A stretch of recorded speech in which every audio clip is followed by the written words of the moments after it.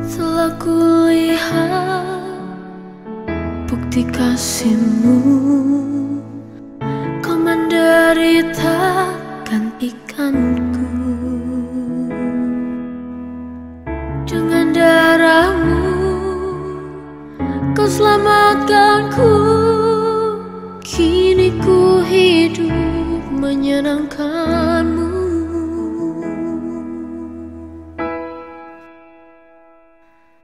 Terlalu besar kasih-Mu Bapa, pengorbanan yang Kau berikan bagiku.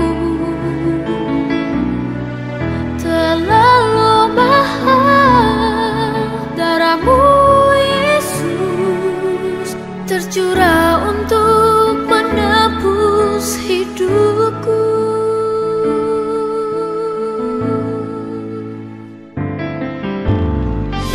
Telah kulihat bukti kasih-Mu, Kau menderita gantikanku.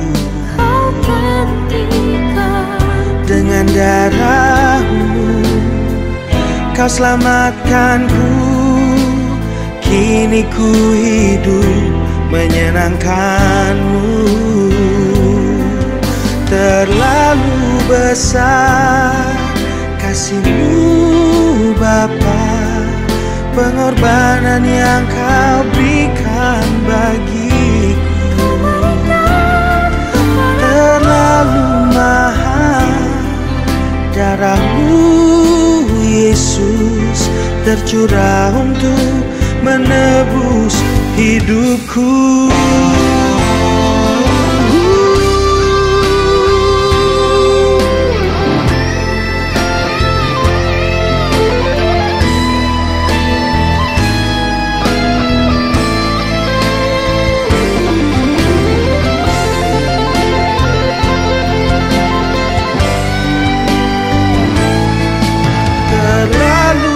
Besar kasih-Mu Bapa, pengorbanan yang Kau berikan bagiku. Terlalu mahal darah-Mu Yesus, tercurah untuk menebus hidupku. Terlalu mahal darah-Mu Yesus, tercurah untuk menebus hidupku. Terlalu besar, terlalu mahal, hati kami berterima kasih. Terima kasih Kau tebus hidupku.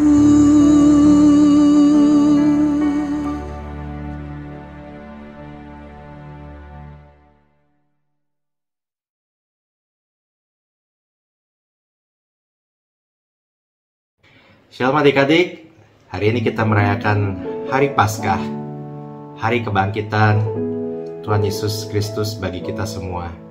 Dan tadi kita sudah menaikkan pujian dan penyembahan kita yang terbaik bagi Tuhan. Dan sekarang kita akan mendengarkan firman Tuhan. Mari kita tundukkan kepala kita berdoa. Tuhan Yesus, terima kasih ya Tuhan, Kau sungguh baik dan sangat baik. Engkau telah rela mati di kayu salib untuk menebus dosa kami. Dan kami yakin dan percaya bahwa Engkau telah bangkit dan menang atas maut. Dan kami semua, setiap anak-anak-Mu, juga memperoleh kemenangan di dalam Engkau. Tuhan, saat ini kami akan mendengarkan firman-Mu. Berikanlah pengertian kepada kami ya Tuhan, supaya kami mengerti isi firman-Mu. Dan kami akan merenungkan serta melakukannya dalam kehidupan kami. Terima kasih Tuhan, dalam nama Tuhan Yesus kami berdoa. Haleluya, amin. Nah adik-adik, karena hari ini adalah hari Paskah, mari kita baca firman Tuhan mengenai kebangkitan Tuhan Yesus yang diambil dari 1 Korintus 5 ayat 1-11 dengan judul perikop Kebangkitan Kristus.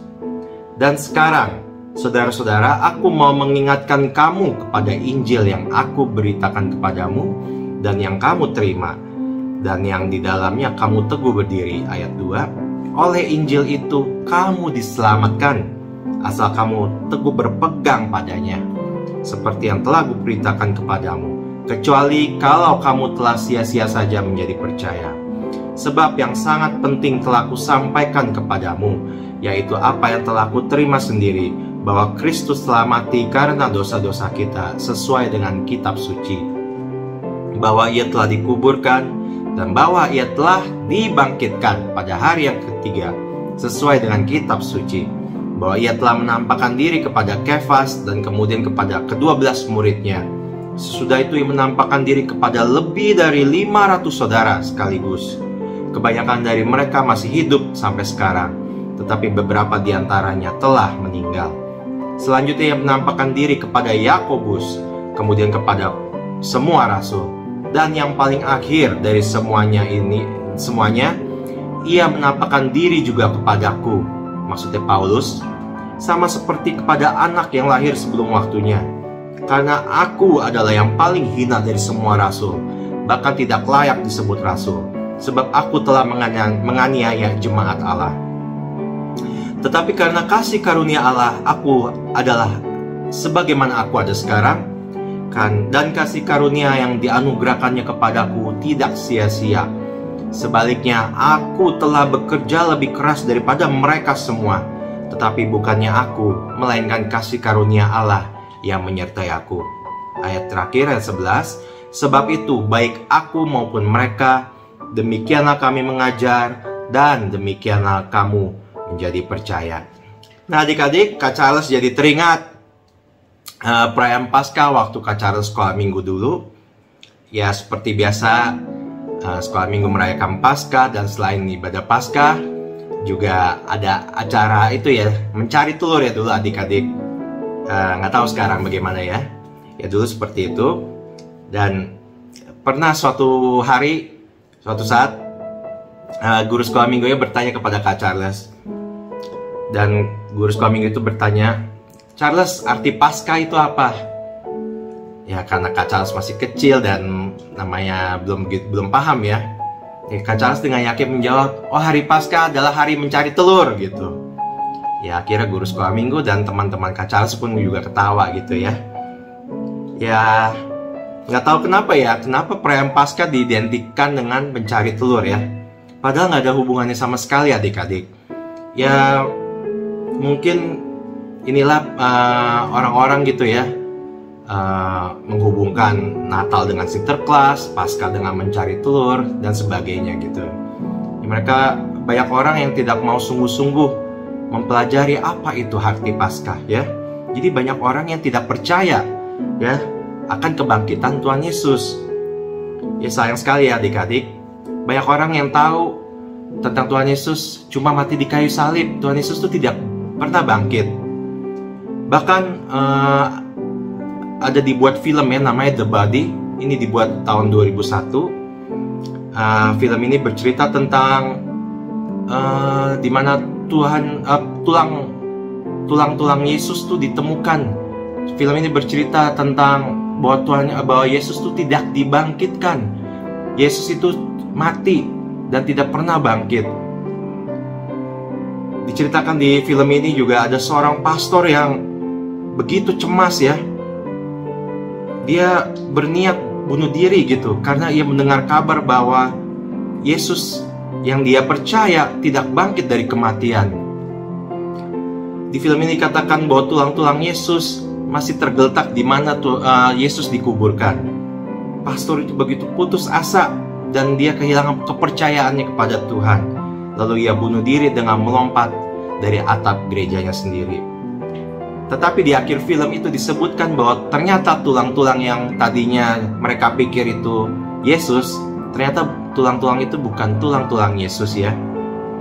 Nah, seperti potongan sebuah kisah di film The Body ini ya, tadi Kak Charles cerita. Ini menggambarkan keputusasaan manusia jika Yesus benar-benar tidak bangkit dari kuburnya. Jika Yesus tidak bangkit dari kuburnya, berarti dunia yang penuh penderitaan ini akan membuat kita semakin tertekan ya, karena ternyata Yesus sang juru selamat, Yesus sang damai sejahtera itu tidak ada ya. Dia tidak bangkit. Nah, kalau Yesus tidak bangkit berarti tidak ada surga. Surga itu hanya sebatas impian karena kita kehilangan keselamatan. Dan jika Yesus tidak bangkit, ini dapat diartikan bahwa tidak akan ada kehidupan ya setelah kematian. Jadi suram sekali ya adik-adik kalau Tuhan Yesus tidak bangkit. Nah, tetapi yang kita baca tadi di perikop 1 Korintus 15 tadi yang ditulis oleh Rasul Paulus dengan tegas menuliskan, tetapi yang benar ialah bahwa Kristus telah dibangkitkan dari antara orang mati sebagai yang sulung dari orang-orang yang telah meninggal. Nanti adik-adik bisa baca di ayat 20 ya. Nah, adik-adik, hari ini kita merayakan Paskah, kita memperingati Tuhan Yesus yang waktu Jumat Agung kemarin kita memperingati Tuhan Yesus mati di kayu salib. Dan hari ini kita merayakan Paskah di mana Tuhan Yesus telah bangkit bagi kita semua. Nah, ada 3 hal yang ingin Kak Charles bagikan ya mengenai kebangkitan Tuhan Yesus. Kebangkitan Yesus, yang pertama, kebangkitan Yesus membuktikan bahwa ada jaminan untuk keselamatan yang telah dijanjikan Allah. Ada jaminan keselamatan bagi kita semua adik-adik. Seperti yang dikatakan di Yohanes 3:16, karena begitu besar kasih Allah akan dunia ini, sehingga ia mengaruniakan anaknya yang tunggal, supaya setiap orang yang percaya kepadanya tidak binasa, melainkan beroleh hidup yang kekal. Sebenarnya di awal Allah menciptakan manusia sebagai rencana Tuhan yang begitu agung. Dia menjadikan kita manusia menurut rupa dan gambarnya. Nah, tapi meskipun begitu ya adik-adik, manusia begitu lemah, manusia jatuh dalam dosa, dan citra Allah dalam manusia itu sudah rusak karena dosa. Manusia telah jatuh dalam dosa dan telah kehilangan kemuliaan Allah. Hubungan manusia dengan Tuhan menjadi terputus karena dosa yang telah dilakukan. Nah, kematian Tuhan Yesus ini menjadi bentuk cinta kasih Allah bagi kita semua adik-adik, melalui pengorbanan Tuhan Yesus untuk menyelamatkan kita semua dari dosa kita. Nah, yang kedua ya adik-adik, kebangkitan Yesus juga membuktikan adanya kemenangan atas pergumulan di dalam dunia ini. Di Yohanes 16 ayat 33 dikatakan, semuanya itu kukatakan kepadamu, supaya kamu beroleh damai sejahtera dalam aku. Dalam dunia kamu menderita penganiayaan, tetapi kuatkanlah hatimu, aku telah mengalahkan dunia. Kita sebagai anak-anak Tuhan, kita harus tetap kuat ya adik-adik. Walaupun kita mungkin menderita, tetapi dikatakan bahwa Tuhan Yesus juga katakan kita harus memikul salib kita ya adik-adik. Yesus berkata, setiap orang yang mau mengikut aku, ia harus menyangkal dirinya, memikul salibnya setiap hari dan mengikut aku. Sebagaimana Yesus memikul salib di Bukit Golgota, kita pun semua harus memikul setiap salib-salib kita ya adik-adik. Mungkin banyak pergumulan kita yang mungkin kita merasa sedih, kecewa, mungkin ada beban hidup yang begitu berat di dalam hidup kita. Memang hidup ini penuh dengan tantangan ya adik-adik. Tetap walaupun begitu, tetaplah kita harus percaya dan kita ikuti teladan Tuhan Yesus. Kita harus tetap bersabar, kita harus tetap bersemangat ya, untuk terus memikul salib kita sehari-hari. Kita harus tetap bertahan di dalam pencobaan. Di Yakobus 1 ayat 2-4 berkata, saudara-saudaraku, anggaplah sebagai suatu sukacita jika kamu jatuh ke dalam berbagai pencobaan, sebab kamu tahu bahwa ujian terhadap imanmu menghasilkan ketabahan. Biarlah ketabahan memberikan hasil yang penuh, supaya kamu menjadi sempurna dan utuh, tidak kekurangan apa-apa. Memang sulit ya adik-adik untuk tetap bahagia. Bagaimana bisa bahagia Kak Charles? Kita lagi menghadapi pencobaan yang begitu berat. Tetapi Yesus mengajak kita untuk tetap memiliki damai sejahtera, untuk tetap bersuka cita. Dan percaya adik-adik, percobaan yang Kak Charles alami, yang adik-adik alami, itu semua akan membuat kita semakin kuat. Setiap pencobaan yang kita alami itu pun juga akan membentuk kita, akan menjadikan kita pribadi yang lebih baik, menjadikan kita pribadi yang lebih berkenan di mata Tuhan. Nah, yang ketiga, yang terakhir adik-adik, kebangkitan Yesus berarti akan ada kebangkitan bagi kita orang-orang percaya. Kebangkitan Yesus berarti akan ada kebangkitan bagi kita orang-orang percaya di akhir zaman. Di dalam Yohanes 6 ayat 54 dikatakan, barang siapa makan dagingku dan minum darahku, ia mempunyai hidup yang kekal, dan aku akan membangkitkan dia pada akhir zaman. Yesus adalah anak Allah, tetapi Yesus mau merendahkan dirinya. Dia rela menjadi sama dengan kita manusia. Dia taat menjalankan apa yang telah Bapa perintahkan, sehingga Yesus setia dan taat sampai mati di kayu salib. Kerendahan hati Yesus dan ketaatan Yesus ini dapat menjadi teladan buat kita semua ya adik-adik. Di Filipi 2 ayat 8 dikatakan, dan dalam keadaan sebagai manusia ia telah merendahkan dirinya dan taat sampai mati, bahkan sampai mati di kayu salib. Kita sebagaimana Tuhan Yesus rendah hati, kita pun juga harus rendah hati adik-adik. Tak peduli ya, apapun kehebatan kita, segala kemampuan kita, janganlah kita menjadi sombong, jangan kita menjadi tinggi hati ya. Kita harus tetap rendah hati seperti Tuhan Yesus. Nah, dikatakan tidak hanya rendah hati, tetapi Tuhan Yesus juga taat ya adik-adik. Kita pun juga perlu taat dalam melaksanakan setiap tugas kita, tanggung jawab kita ya. Nah, sama seperti Tuhan Yesus taat, kita pun juga harus taat sebagai anak-anak Tuhan. Kita harus taat untuk terus memberitakan Injil.